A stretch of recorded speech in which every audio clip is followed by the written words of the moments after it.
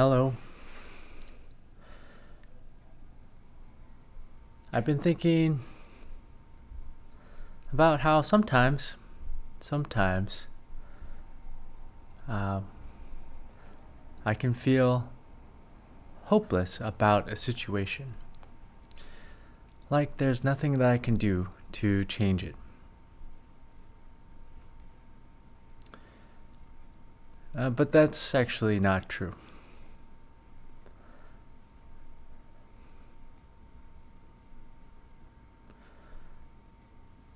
I've been watching changes happen in my country, which is the United States. And a lot's changed in the last couple weeks. Seems like many changes beyond my control. And they are. I don't have power over the government. And I think that it can make myself and a lot of people feel hopeless and powerless and helpless. But then I think about the things that I've learned over the last 7 months. And then I remember that I have lots of choices every moment on how I want to live, how I want to treat the people that are around me, how I want to express myself, whether I want to act on some feelings or just experience them and let them pass through me without acting on them. I have lots of different choices, and there's ways that I can express my feelings too. Like playing a song, which I'll play for you. Well, I'll play a little part of it because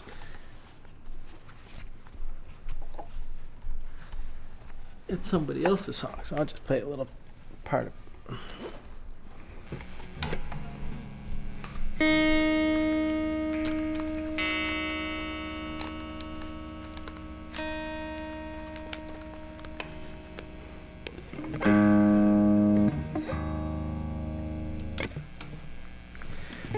Here's my guitar. I've been learning how to play this guitar gradually over time.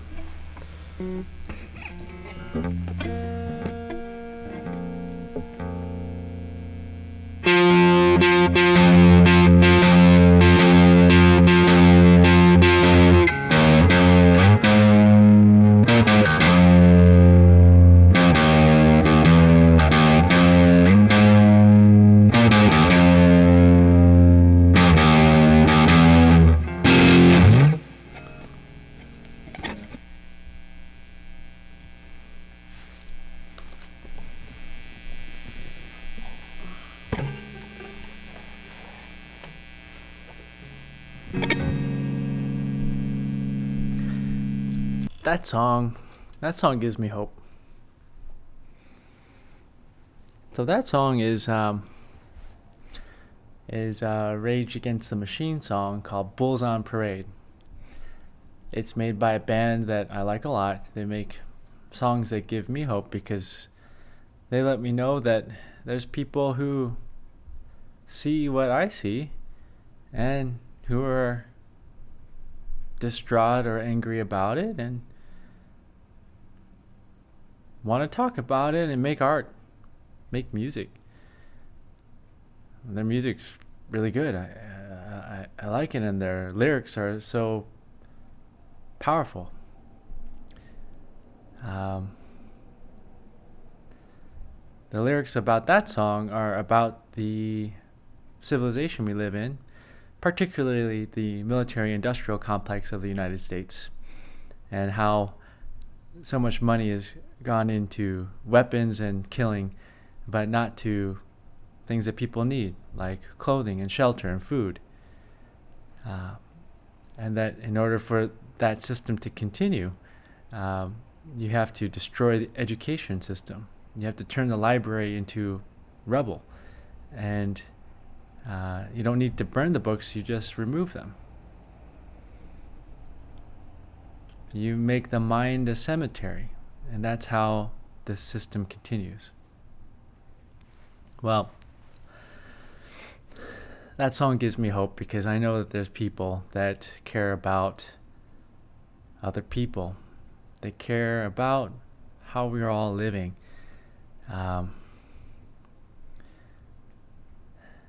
When I learn about these things that I'm curious about, like history, ecology, biology, what's happening to our earth, what's happening to our society. When I read the news about wars happening on the other side of the planet in Ukraine and in Gaza, well, there's a ceasefire now. But I read about plans of what to do now that there's a ceasefire, and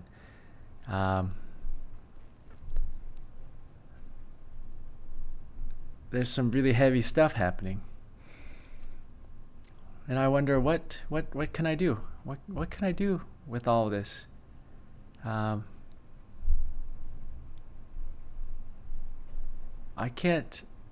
It seems like this civilization and the things it does, the horrible things that it can do, like genocide and ethnic cleansing, like what the United States did with the Native American tribes. It seems like this is like an unstoppable juggernaut that anyone who tries to stop it gets killed or kidnapped, removed.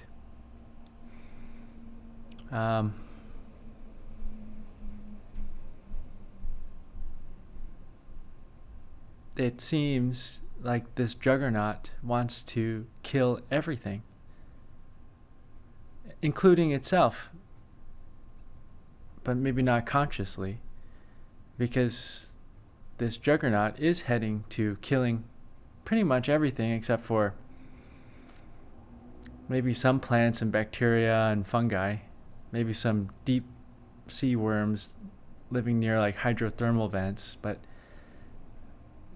it certainly seems like this juggernaut wants to consume everything and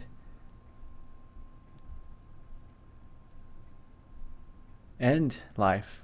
It's almost like it's got a death wish. But it has so much power. What can you do to stop something like that? I've been learning about how the Native American tribes in the southeast of the United States tried to coexist with American settlers, but were consistently disenfranchised, their rights taken away by courts and laws and Congress and the president at the time in the 1800s, and tricked or forcibly removed, or after being abused for so long, some of them agreed to move. And how some tribes, and many of the people that moved to Oklahoma, where I grew up, many died along the way. Something like 16,000 people out of the estimated 60,000 died along the way.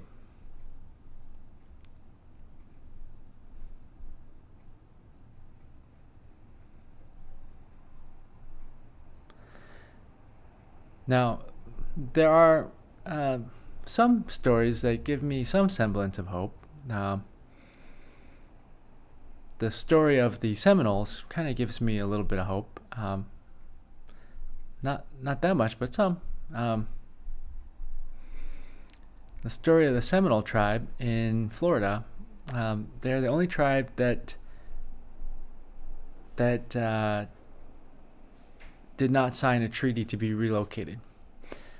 But it came at a huge cost. There were about 5,000 of them living in Florida when the United States wanted to ethnically cleanse the Southeast and move all the Native Americans out of Florida, Georgia, Alabama, and Mississippi. and move them to Oklahoma. But the 4 out of the 5 tribes ended up moving. But the 5th one, the Seminole tribe, they refused. In fact, they were partially tricked into signing a treaty, but many of the leaders said that they didn't agree to that treaty. So the Seminoles decided not to leave their land, and they fought 3 wars with the United States.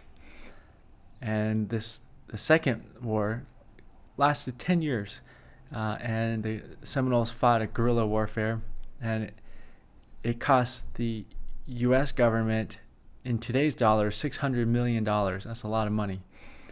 On the Seminole side, they went from 5,000 people before the wars to only 500 remaining in a very remote part of the Everglades, which is like a swampy, marshy area. So they lost 90% of their tribe to either murder or kidnapping or relocation. That is, and they lost most of their land. They're living in the remote part of the Everglades now. But there was a tribe that did fight and remained in part of their land, but at a very steep price of losing 90% of their tribe to either death, relocation, or kidnapping, capture, and forcible removal in chains. There is another tribe that lives in, this is not a Native American tribe. This is a tribe that lives in North Sentinel Island in the Indian Ocean. And that tribe's lived there for 60,000 years, practicing the same way of life, of living with the land. They give me hope, even though I don't know much about them. But I know that they lived there for a very long time. The United States is only, I think, 250 years old. So that's a quarter of a millennia. But the people of North Sentinel Island have lived on that island for 60 millennia. So 240 times the amount of length that the United States has existed. They've lived there, and they have not cut down their forest. And the island and the forest and the ocean provides for them. And people from our culture, the taker culture, which is the culture based off of civilization, based off of intensive agriculture. This way of life, people have tried to go visit them, and they've been killed. Anytime someone goes over there, they're killed, and their body's just left to decompose. Now, it's for good reason, because they've been isolated for 60,000 years. They don't have immunity to the illnesses that we have. And so in some of the instances where Westerners or British or Indians interacted with them, some of them got very sick very quickly and died. The islanders. So out of safety, they have to kill people who try to visit the island. And it's illegal now. The Indian government does not allow anyone to visit the island for the islanders' safety and the visitors' safety. But that group of people, they've been able to stave off the influence of our civilization. So there are some things that give me hope. Those islanders, the Seminole people of Florida, Rage Against the Machine band, also just people who are curious and open to learning about themselves. and sharing what they've learned with other people, and who are not afraid of empathy.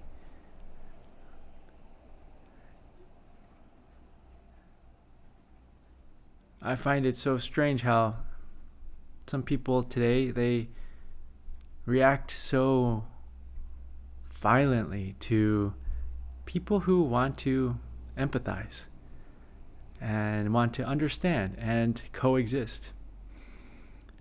Some people today, they don't want to empathize. They don't want to coexist. They just want everything for themselves. And now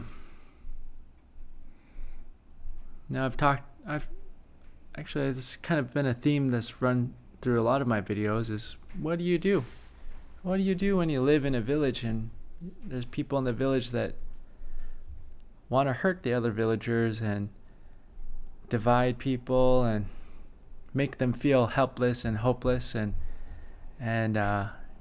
abused. They abuse the other villagers. What do you do? Well,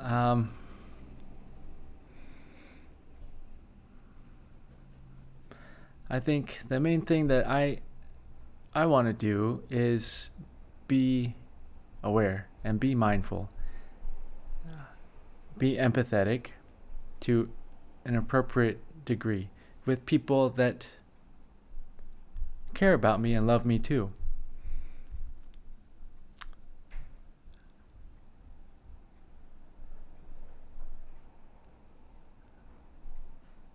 I have many choices that I can choose every moment. Like making this video and the words that I say in this video and the facial expressions that I have and the music that I played. I have many choices. And this video is actually very hard to make. I've tried to make it a couple times today, but it's hard.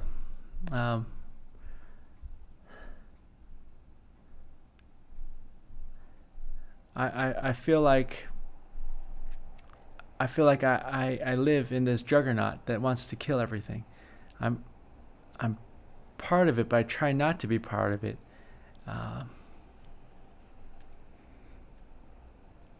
But I can't not be part of it because it's so all-encompassing that I can't escape it unless I find some island that's not been inhabited, which doesn't exist anymore.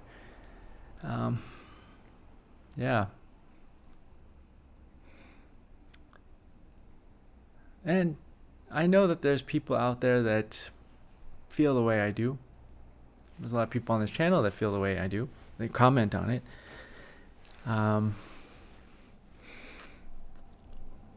But there's a lot of people that want the opposite. They want greed and power and killing and death and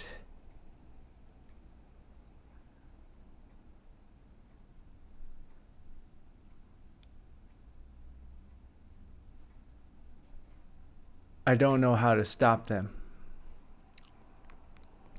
The only thing that I know how to do is to be aware and honest with myself and come from a place of love for myself and my neighbor. That's the only way I know how to stop them and to communicate. Because silence and ignorance allows that to continue. Like the Rage Against the Machine song.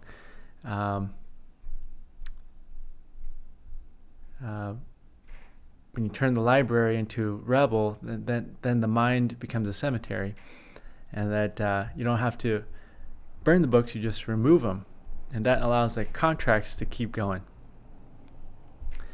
So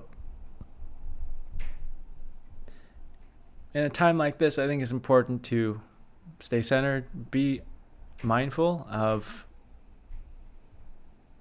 ourselves and our feelings and our intentions and our relationships with ourselves and each other, and to communicate and make choices out of love, not fear. Now, fear, I talked about this last video.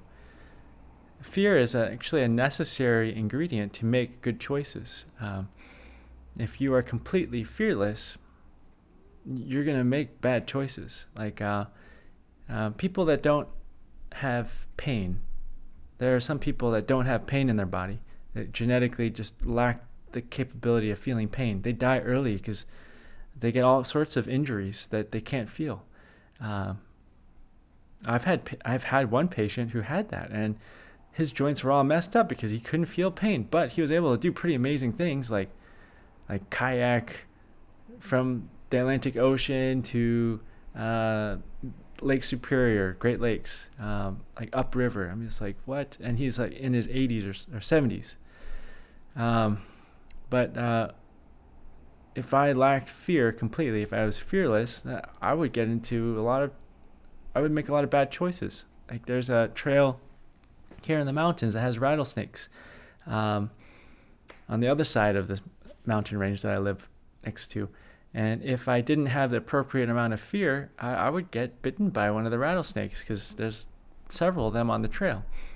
And so I don't want to make my choices solely based out of fear, but more out of love.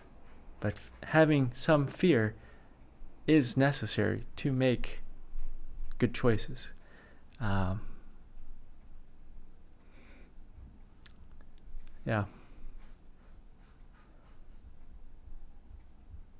Well, I want to encourage everybody who's watching this, no matter what religion or what part of the political spectrum you come from, or what country you live in, or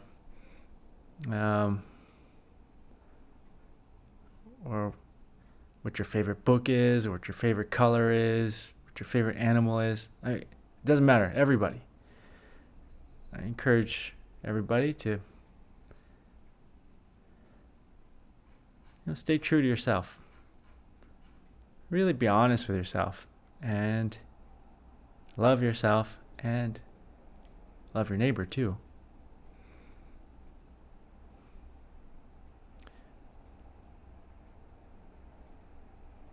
We don't have to choose to go along with this juggernaut that is killing everybody and everything, including itself. But that juggernaut has a lot of power and momentum right now. Maybe with each person making the small choices every moment in their life, maybe we can strip this juggernaut of its power. Maybe. I don't know. Maybe that would change our lives. I don't know.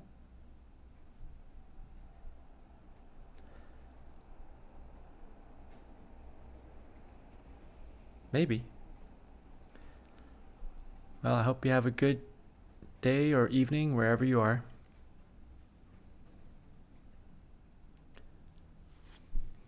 Bye.